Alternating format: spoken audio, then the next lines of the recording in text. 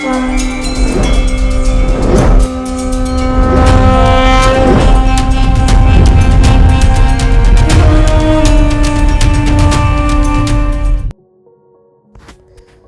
सभी का हमारे YouTube चैनल सद्ग्रंथ पर स्वागत है। हम अध्ययन कर रहे हैं स्वरूपलीन सद्गुरु श्री विशाल साहेब रचित सद्ग्रंथ मुक्ति द्वार का, जिसकी टीका सद्गुरु श्री अभिलाष साहेब जी ने किया है।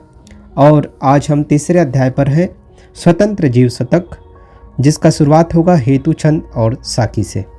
इस प्रकार है।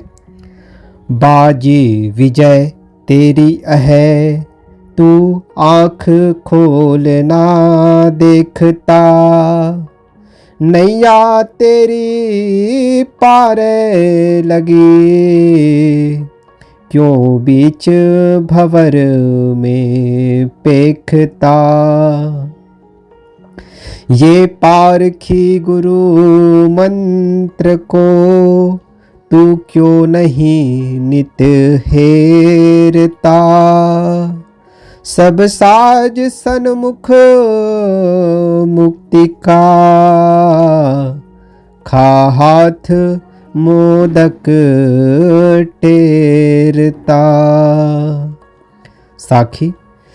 निश्चय प्रथम यथार्थ कर, निश्चय प्रथम यथार्थ कर, अभय अडिग असंक, अभय अडिग असंक। तासु हेतु निर्णय गहे, तासु हेतु निर्णय गहे, दलि दुख दोष कलंक, दलि दुख दोष कलंक। स्वतंत्र जीव शतक में सद्गुरु सर्वप्रथम वंदना साखी को रखते हैं। परतंत्र कहे सब जीव को, जो स्वतंत्र पद नित्य, सो बुझाए गुरु मोही को, मेटहु भरम अनित्य। प्रायः सब मतवादी जीव को परतंत्र कहते हैं, जो वस्तुतः नित्य स्वतंत्र स्वरूप है। हे गुरुदेव, उस जीव के स्वरूप को हमें भले भांति समझाकर उसके अनित्य शरीर, मन, प्राण, प्रतिबिंब आदि होने का भ्रम मिटा दीजिए। व्याख्या। कितने लोग तो शरीर, प्राण, मन, शब्द, ज्योति आदि को ही जीव मान रहे हैं। कितने लोग जीव को गर्मी, प्रतिबिंब, आभास, अंश, स्वरूपतः इच्छा द्वेष वाला आदि मानते हैं।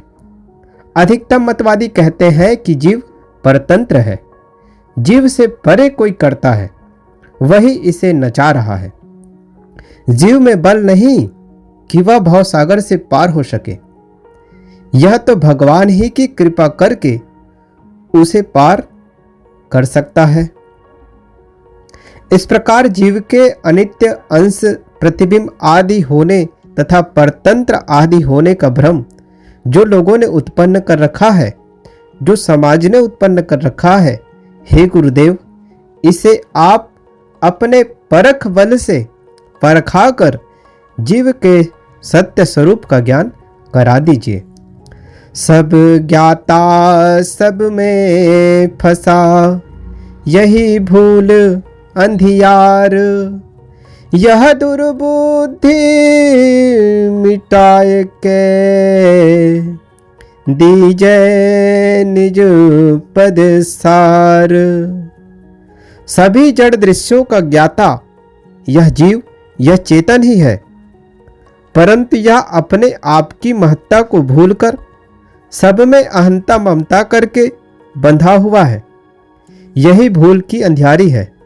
हे गुरुदेव, इस दुर्बुद्धि को नष्ट करके हमें अपने चेतन स्वरूप का ज्ञान एवं प्रेम दीजिए।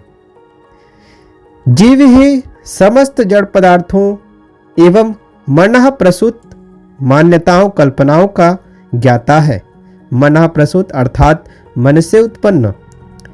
यही तो बिंब प्रतिबिंब, अंश अंशी, ईश्वर अल्लाह, ज्ञान विज्ञान, वेद कुरान, ग्रंथ पंथ का निर्धारक, ज्ञाता और साक्षी है। परंतु यह अपनी महत्ता को भूलकर ज्ञेय अर्थात जानने योग्य जड़ पदार्थों एवं मनः कल्पित मान्यताओं के मोह में फंसा है। शिष्य निवेदन करता है कि हे गुरुदेव, हमारी विपरीत बुद्धि को मिटाकर स्वरूप ज्ञान दीजिए। हम सिंह होकर श्रृगाल बन रहे हैं। हम अपने ही बनाई मान्यताओं को श्रेष्ठ समझकर अपना अवमूल्यन कर रहे हैं। आश्चर्य है, कृत्रिम के आगे कर्ता नाच रहा है। अतएव हमें ऐसा विवेक दीजिए कि हम सारे पदार्थगत तथा मनोगत दृश्यों मोहों को छोड़कर स्वरूप ज्ञान में प्रेम करें। मैं सबका पारखी पारख स्वरूप हूँ, अतः मैं सदैव अपने आप में ही स्थित रहूं। इस प्रकार प्रसंग 1 आरंभ होगा। प्रसंग 1 है जड़ तत्वों से पृथक वासना विवश अनादि नित्य जीवों के लक्षण तथा स्वरूप बोध और अयोग्य मनुष्यों को यथार्थ बोध न होने का हेतु वर्णन। निज निज समझ सुख मान्य वस, जीव देह लय साथ, इंद्रिण सुख संचार हित, करत क्रिया धुनि माथ। देहधारी जीव अपनी अपनी समझ के अनुसार विविध वस्तुओं में सुख की मान्यता रखते हैं और उस मान्यता के वश में होकर कल्पित इंद्रिय सुख के लिए नाना कष्ट साध्य कर्म करते हैं। व्याख्या: जीव शुद्ध चेतन है, परंतु वह देहोपाधि में अपने स्वरूप को भूलकर विषय व्यापार अपना मुख्य कर्तव्य समझता है।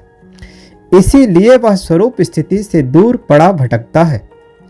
यहाँ आगे कुछ साक्ष्यों में यह बताने की चेष्टा की गई है कि देह जड़ है। देह जड़ है, उसमें चेतना उत्पन्न करने वाला अविनाशी जीव है। देहधारी जीवों के लक्षण इस प्रकार है। अब आगे देहधारी जीवों के लक्षण गुरुदेव स्पष्ट करते हैं। तीनी अवस्था इंद्री जहां और होए सुख चाव, सुख हित क्रिया और बुद्धि हो त्याग ग्रहण पछिताव। जागृत स्वप्न सुसुप्ति यह 3 अवस्था है। जागृत स्वप्न सुसुप्ति ये 3 अवस्थाएं। इंद्रियां 2 इंद्रियां होती है, ज्ञान इंद्रिय और कर्मेंद्रिय। सुख पाने की चेष्टा, सुख पाने के लिए बुद्धि और क्रिया, दुख समझकर त्याग तथा सुख समझकर ग्रहण और अनुचित तथा दुखदायी कर्म हो जाने से पश्चाताप। ये लक्षण 3 अवस्था इंद्रिय, सुख चाव, सुख हित क्रिया और बुद्धि और त्याग ग्रहण पछिताव, ये सारी स्थितियां जहां है वहां देहधारी जीव समझना चाहिए। ये प्रथम लक्षण। आगे फिर से स्पष्ट करते हैं।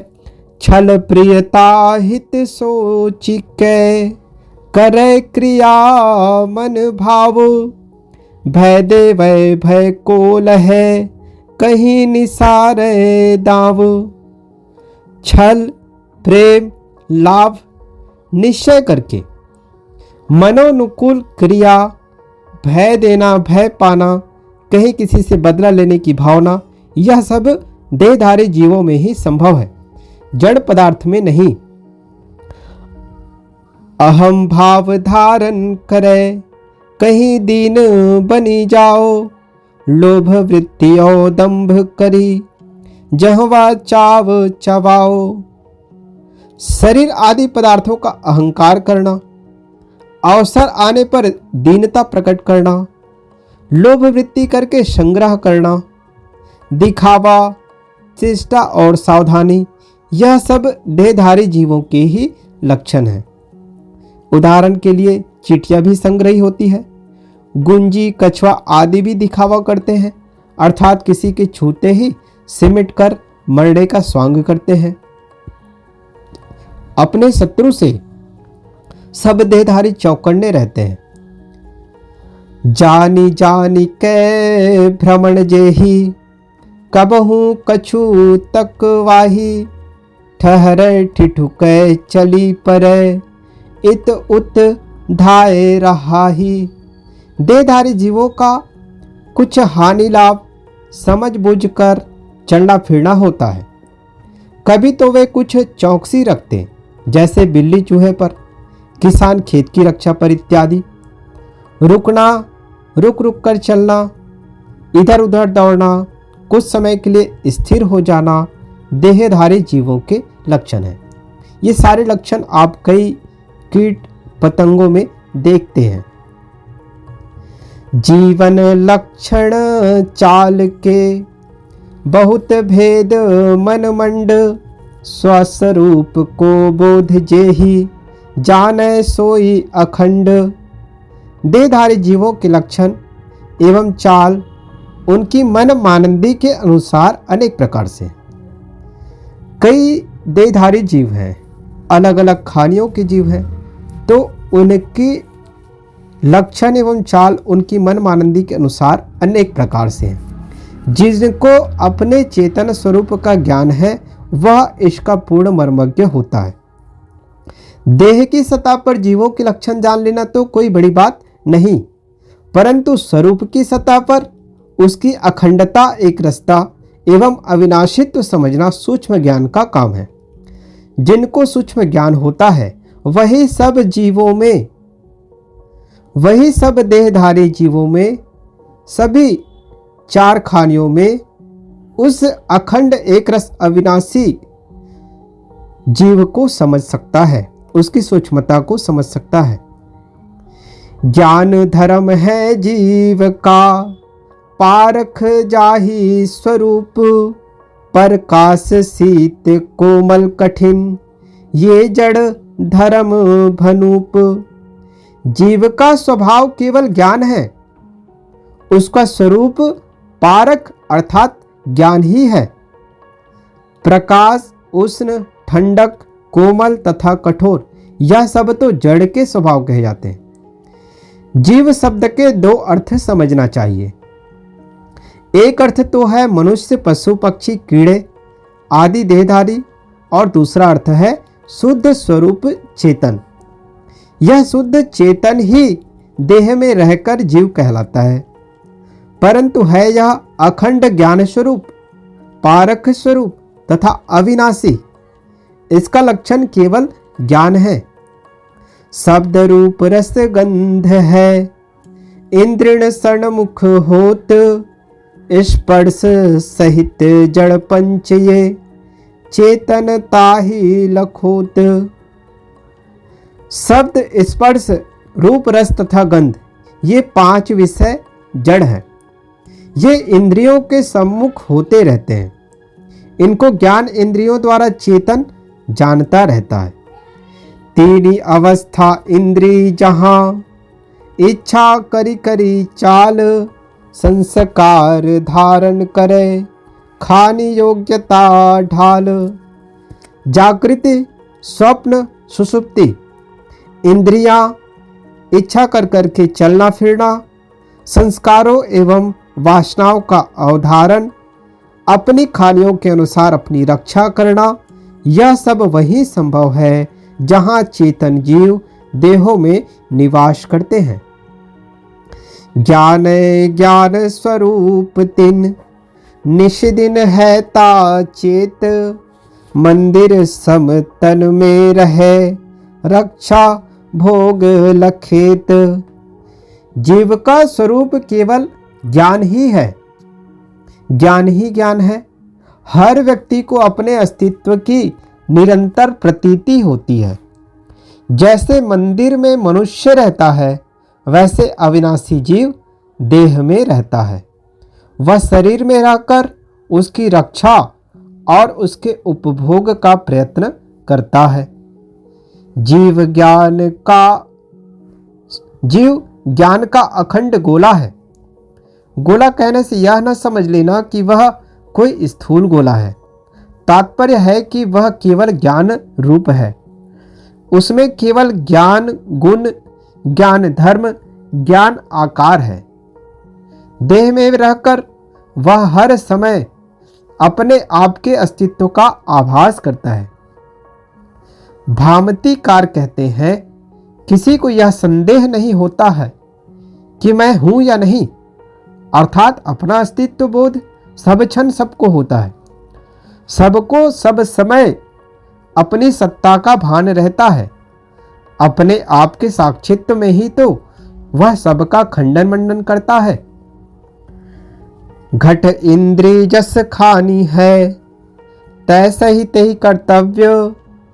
हानि लाभ दुख सुख सबे, वैसे ही तेहि मंतव्य। जिस योनि में जीव रहता है, उसके शरीर इंद्रियों के स्वभाव तथा क्षमता अनुसार कर्म करता है। उसी योग्यता अनुसार उसके हानि लाभ दुख सुख आदि के मानदंड रहते हैं तथा उसी प्रकार निश्चय रहते हैं। निश्चय अर्थात क्रिया, जो जिस खानी में जो जीव जितनी सामर्थ्य प्रकृति प्रदत्त होती है, वो क्रिया उसके अनुरूप वह करता है। पांचों चिन्ह न तह अटय, सकल विभूति लीन। प्रकृति पार यह जीव है, जग उपमा से हीन। संसार के समस्त ऐश्वर्य, शब्द स्पर्श रूप रस और गंध, इन 5 विषयों में लीन है। सारे ऐश्वर्य कहाँ पे लीन है? इन 5 विषयों पे लीन है। इन्हीं 5 विषयों से जुड़े हुए हैं। परंतु इन ऐश्वर्यात्मक 5 विषयों की पहुंच चेतन में नहीं है। चेतन में इसकी पहुंच नहीं है। यह जीव जड़ प्रकृति से अत्यंत पृथक है।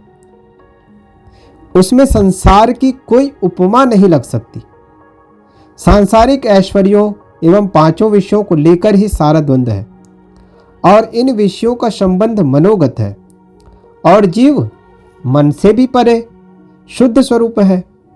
इस प्रकार जिसको तत्वबोध हो जाएगा, उसके लिए संसार में कहीं कोई आकर्षण की वस्तु नहीं रहेगी। संत सदा तेहि खोज में, तन मन अर्पी स्वतंत्र। तीन बिन जाने और को, तीन बिन जाने और को, जो सब समय प्रतंत्र। संत सदा तेहि खोज में, तन मन अर्पी स्वतंत्र। मुमुक्षु एवं संतजन सदैव इस कोलाहलपूर्ण जगत से अतीत शुद्ध बुद्ध शांत स्वरूप के शोधन में तन मन को अर्पित करके लगे हैं और उसके फल में वे उस स्थिति में एक दिन पहुंचकर वैश्विक जगत से मुक्त हो जाते हैं।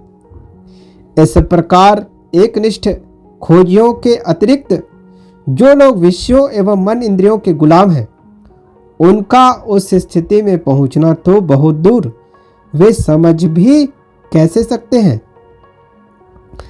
व्याख्या: जिस समय जिसका जो परम उद्देश्य होता है, वह उस समय वह उसकी सफलता के लिए अपने तन मन को अर्पित करके एकजुट पुरुषार्थरत हो जाता है। धन, स्त्री, विद्या, अधिकार आदि में जिसको मनुष्य प्रमुखता दे देता है, उसकी प्राप्ति के पथ में वह सुख दुख, ठंडी गर्मी, मान अपमान आदि सब कुछ सहन कर डटा रहता है। इसी प्रकार मुमुक्षु स्वस्वरूप के शोधन में तन मन को अर्पित करके उसके पथ में चलता है और सुख दुख आदि की परवाह नहीं रखता, जिन्हें लज्जा, अपमान, दुख, भूख, प्यास के डर हैं, जो विषयों के कीड़े हैं, जो भोग विलास के भूखे हैं, वे असंग, निराधार, निर्विषय स्वरूप बोध की ओर क्या बढ़ सकते हैं? यह तो अकेले चलने का मार्ग है। इंद्रिय जनित क्षणिक सुखों से विरक्त हुए बिना अतीन्द्रिय अनंत आत्मिक सुख के द्वार में मनुष्य कैसे प्रवेश कर सकता है? सब समरथ ते ही धूल में, निज समरथ नहीं चिन्ह, प्रकृति खोजी बंधन रचय, विपत्ति अनेकन लिन्ह। उसकी बाह्य सारी शक्तियां मिट्टी है। जिसने अपनी आत्मिक शक्ति की परख नहीं की, जड़ प्रकृति की विविध खोज करके मनुष्य अपने लिए बंधन ही बनाया और अनेक मानसिक पीड़ाओं को बटोर लिया। आज मानव पदार्थ शोधन करके जड़ विज्ञान द्वारा जड़ की अपार शक्ति अपने हाथों में कर लिया है। अणु शक्ति, विद्या शक्ति, भाव शक्ति को अपने वश में करके मनुष्य ने संसार का नक्शा बदल डाला है। इस वैज्ञानिक उन्नति से व्यावहारिक क्षेत्र में बड़ी सुविधाएं हुई है, परंतु मनुष्य विलासी वस्तुओं एवं सामरिक अस्त्र शस्त्रों का निर्माण कर अपने मानसिक पतन और भौतिक भावी विनाश को भी निमंत्रित कर लिया है। आज मनुष्य ने जितना बाहरी शक्तियों का अर्जन किया है, उतना ही भीतरी शक्तियों को खो दिया है। वह जितना बाहर उन्नत हुआ है, उतना भीतर पतित हुआ है। भौतिक क्षेत्रों में उन्नति करके मनुष्य इतना अभिमानी हो गया है कि वह अपने को बंधनों में जकड़ लिया है। गुरुदेव कहते हैं, विज्ञान शक्ति, धन शक्ति, जन शक्ति, शासन शक्ति, ज्ञान शक्ति, विद्या शक्ति, सारी शक्तियां तुम्हारी निरर्थक हो जाएंगी यदि तुम अपनी आत्मिक शक्ति की पहचान नहीं कर सके हो। आध्यात्मिक उन्नति ही मनुष्य की अपनी मुख्य उन्नति है। भय दीन पर बीन गनी, यही ते कौनी कुबुद्धि, जो जो करत उपाय तहाँ, त्यों त्यों दुख की सिद्धि। जड़ भोग पदार्थों में आसक्त होकर अपने को तो बना लिए लाचार, किंतु अहंकार है कि हम बहुत बुद्धि कुशल एवं ज्ञानी विज्ञानी हैं। मनुष्य भोग पदार्थों की राशि इकट्ठी करके जितना ही सुख पाने का प्रयत्न करता है, उतना ही उसके ऊपर दुखों का भार बढ़ता जाता है। जीव धर्म जड़ धर्म की जिन्हि नहीं पहचान, मोह निशा घन घोर में ग्रसे विश्व अभिमान। जिन्हें इसका ज्ञान नहीं है कि अविनाशी चेतन जीवों के लक्षण क्या है तथा जड़ पदार्थों के लक्षण क्या है, बस केवल अविवेक की भयंकर रात्रि में पड़े हुए सांसारिक पदार्थों के अभिमान से ग्रसित हैं।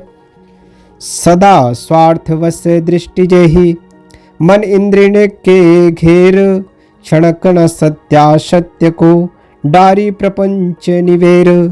जिनका लक्ष्य सदैव क्षणिक सांसारिक स्वार्थों में बंधा है, जो मन और इंद्रियों से प्रतीतमान भौतिक घेरे के भीतर ही देख सकते हैं, जो जगत प्रपंच से थोड़ा समय भी हटकर सत्य और असत्य के निर्णय करने में मन नहीं लगाते। संत संग सदग्रंथ नहीं, वह निर्माण मंझाए, बिना शांति निरछल भय, निज स्वरूप कस पाए। जो विनम्र होकर संतों की संगत और सदग्रंथों के निर्णय की खोज नहीं करता, जो अशांत और छल कपटपूर्ण है, वह उक्त दोषों को त्याग कर शांत तथा निष्कपट हुए बिना अपने शुद्ध स्वरूप चेतन का बोध एवं स्थिति कैसे पा सकता है। बिना भूमि का होए नहीं, बीज वृक्ष कोई वस्तु, तैसे ही सत्य विवेक निज, प्राप्ति करे किमि अस्तु। जैसे बिना उपयुक्त भूमि के पाए बीज या वृक्ष अथवा कोई भी वस्तु नहीं होती, वैसे बिना उपयुक्त शुद्ध अंतःकरण हुए यथार्थ विवेक की प्राप्ति कैसे हो सकती है। आम, कटहल, गन्ना, अंगूर, पान, सुपारी, धान, गेहूं इत्यादि के बीज या वृक्ष बिना उपयुक्त भूमि पाए न उग सकते हैं, और उग भी गए तो वृद्धि को प्राप्त होकर फल नहीं प्रदान कर सकते। सोना, गंधक, पारा आदि अपनी अपनी उपयुक्त भूमिका पाकर ही बन सकते हैं, उत्पन्न हो सकते हैं। इसी प्रकार विनम्र, शुद्ध, सात्विक एवं निर्मल अंतःकरण हुए बिना आध्यात्मिक खोज की चेष्टा एवं खोज नहीं हो सकती। वकालत में कोई कितना ही प्रवीण हो, डॉक्टरी की योग्यता के लिए दूसरी ही भूमिका अपनानी पड़ेगी। व्याकरणाचार्य और कवि होना अलग बात है तथा व्यापार कुशल होना बिल्कुल अलग है। अतएव तुम सांसारिक विद्या एवं निपुणता का मद धारण कर स्वस्वरूप ज्ञान एवं स्वरूप स्थिति में नहीं सफल हो सकते हो। अंग्रेजी जाने भले, संस्कृत परवीन, भोग पदार्थ ज्ञान तजी, और ज्ञान का कीन। इंग्लिश का ज्ञान अच्छी तरह कर लिए और संस्कृत भाषा में भी निष्णात हो गए, परंतु स्वरूप ज्ञान और स्वरूप स्थिति में पहुंचे बिना वे भोग पदार्थों की जानकारी के अतिरिक्त और क्या ज्ञान प्राप्त किए। सो जानत पशु वो सबे, अपड़ रटे तीन नाम, अक्षर को अभिमान जेहि, शुभ गुण छोड़ी बेकाम। सो तो पशु भी भोगों को जानकर उन्हें भोगने में यथेष्ट प्रवीण है, और अपड़ मनुष्य भी अपनी बोली में उन भोगों के नाम रात दिन ले लेते हैं। किसी भाषा में निष्णात होने का मतलब है उसके अक्षरों को रट लेना, और जो इसी का अहंकार धारण कर लेगा वह शुभ गुणों को छोड़कर निरर्थक ही हो जाएगा। युधिष्ठिर जी सत्य ही कहते हैं। पठकाः पाठकाश्चैव चान्ये शास्त्र विचिन्तिकाः, सर्वे व्यसनिनो मूर्खा यः क्रियावान स पंडितः। अर्थात पढ़ने वाले, पढ़ाने वाले और शास्त्रों के चिंतन करने वाले सब व्यसनी और मूर्ख है। जो क्रियावान आचरण संपन्न है वही पंडित है। शुभ गुण साथी सबन के, स्वार्थ और परमार्थ, बिन तिन के सुखिया कवन, निशिदिन विवश अनाथ। सब मनुष्यों के लिए स्वार्थ और परमार्थ में सद्गुण ही सहायक साथी है। सद्गुणों को धारण किए बिना कौन सुखी हो सकता है। सद्गुण रहित मनुष्य तो सदैव पदे पदे बंधनग्रस्त होकर असहाय बना रहता है। मनमानी को पूर करी, रहा सुखी कब कौन, तीन काल वर्तमान में, रहा लीन लखी तौन। जो मन में आए बिना विवेक वही क्रिया और भोग करके कौन मनुष्य कब सुखी हुआ है। ऐसे मनमती व्यवहार से जब वर्तमान में कोई सुखी नहीं दिखता, तब भूत और भविष्य में कैसे सुखी हो सकता है, क्योंकि भूत और भविष्य भी वर्तमान में ही लीन है। इस बात का विचार करो। जितना भूत है कभी न कभी वर्तमान रह चुका है, और जितना भविष्य है वर्तमान होता जाएगा। अतः वर्तमान से ही भूत और भविष्य की परीक्षा कर सकते हैं। वर्तमान में किसी की भी मनमानी पूरी होती नहीं दिखती। अतः यह बात समझ में आती है कि पहले के लोगों की भी मनमानी पूरी नहीं हुई और भविष्य के लोगों की भी नहीं होगी। जो मन में आवे उसी को पूर्ण करने में जो लगा रहेगा और विवेक का अंकुश लगाकर अपने मन को स्ववश न करेगा, वह सदैव दुखी रहेगा। अतएव मन इंद्रियों को जीतने में ही सुख शांति है। विद्या महाकुसंग है, जो न कसौटी कीन, जेते दुर्गुण सो लहे, अंधकार मदलीन। यदि परीक्षा दृष्टि ना रखी जाए तो विद्या महाकुसंग है। जो विद्या पढ़कर अहंकार की मदिरा पी लेता है वह घोर अंधियारी में पड़ जाता है, और जितने दुर्गुण संसार में होते हैं वे सब उसके आसपास आ जाते हैं, जैसे धन, परिवार, समाज, जवानी, सौंदर्य, प्रतिष्ठा, पूज्यता आदि ऐश्वर्य है। और यदि सावधान ना रहे तो इनका अहंकार होना स्वाभाविक है। वैसे विद्या अर्थात एक या अनेक भाषाओं तथा विषयों का अभ्यास होना भी एक ऐश्वर्य है, और सावधानी एवं विवेक न रखने से इसका बहुत बड़ा मद होता है।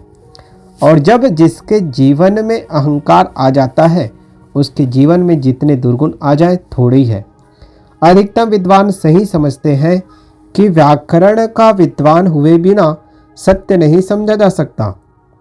अधिकतर विद्वान यही समझते हैं, परंतु कितने 4 वेद, 6 शास्त्रों के विद्वान भूत प्रेत तक की भ्रांति में पड़े रहते हैं। कितने अनेक भाषाओं के विद्वान सारी मलिनताओं के रूप होते हैं। अन्य शक्तियों के समान विद्या भी एक शक्ति है, जिसका दुरुपयोग करने से पतन तथा सदुपयोग करने से उत्थान होता है। विवेकी पुरुष में विद्या मद का कारण न होकर विनय का कारण बनती है। वे अपनी विद्या से आत्मकल्याण और लोक कल्याण करते हैं। भाषाएं जगत ज्ञान में सहायक है, उनका मद न लेकर उनके द्वारा व्यवहार सिद्ध करना चाहिए।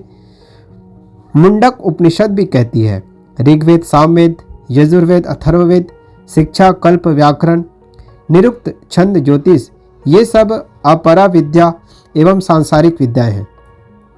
जिससे अविनाशी का बोध हो वह परा विद्या है, और वह विवेक ही होगा जो सदाचार, सत्संग और विचार से प्राप्त होता है।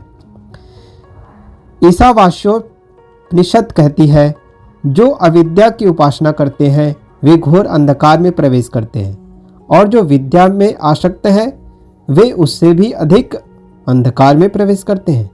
मंत्र इस प्रकार है, अंधम तमः प्रविशन्ति ये अविद्यामुपासते ततो भूय इव ते तमो या विद्यायाम रतः। भाषाओं का विद्वान होना अलग बात है, और स्वयं का अध्ययन करके अपने आप को सारे अज्ञान तथा विकारों से ऊपर उठा लेना अलग बात है। इसीलिए अप्पय दीक्षित की बात याद आती है, नीति शास्त्र के पंडित, ज्योतिषी, चतुर्वेदी, शास्त्री और ब्रह्मज्ञानी बहुत मिलते हैं, परंतु अपने अज्ञान को समझने वाला विरला है। नीतिज्ञा नियतिज्ञा वेदज्ञा अपि भवन्ति शास्त्रज्ञाः ब्रह्मज्ञा अपि लभ्याः स्वरूप ज्ञान ज्ञानिनो विरलाः। इसका तात्पर्य नहीं है कि पढ़ना लिखना नहीं चाहिए या भाषाओं का ज्ञान नहीं प्राप्त करना चाहिए। अर्थ यह है कि विद्या अर्जन करे, परंतु उसका मद न लेकर उससे अपने और दूसरे का हित करे। और यह भी है कि केवल भाषाओं की जानकारी या सांसारिक विद्याओं की पढ़ाई में ही जीवन न खपाए, आवश्यकता अनुसार पढ़कर उससे काम ले। आचार्य विनोबा भावे की बात बड़ी वजनदार है।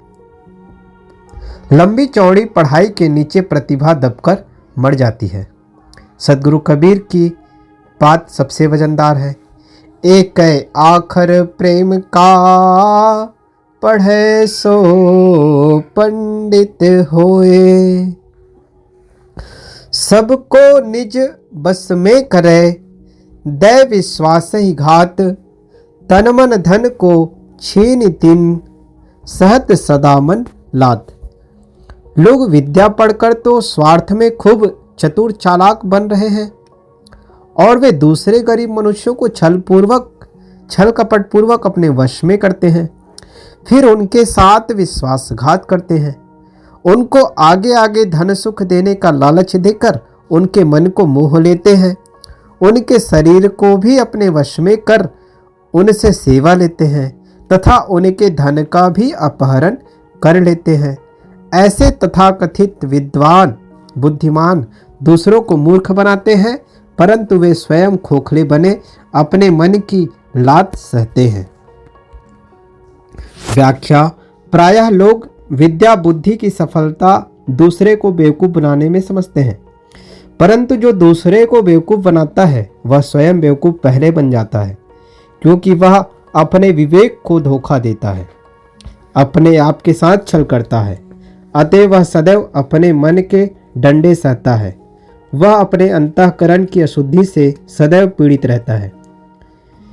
यही ते अधिक न और है सब विद्या के बीच, तेहि ते तजो गुमान को, धोए सदा दल कीच।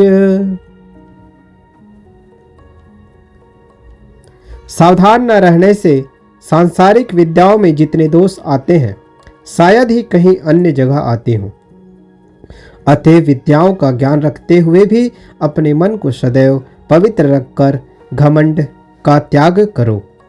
जानी जनावन होए जेहि सोई भाषा निज हेत, और न तेहि ते काम कुछु नहीं ठगाओ सचेत। व्यवहार और परमार्थ की बातों को स्वयं जान लेना और दूसरों को जना देना हर व्यक्ति की उसके अपने लिए यही प्रयोजन की भाषा है। इसके अतिरिक्त इससे कोई काम सिद्ध होने वाला नहीं है। अतएव सावधान, अपने को विद्या मद में न ठगाओ। इस प्रकार स्वतंत्र जीव शतक का ये पहला प्रसंग समाप्त हुआ। यहीं पर आगे हम अध्ययन करेंगे प्रसंग 2 से हम आरंभ करेंगे।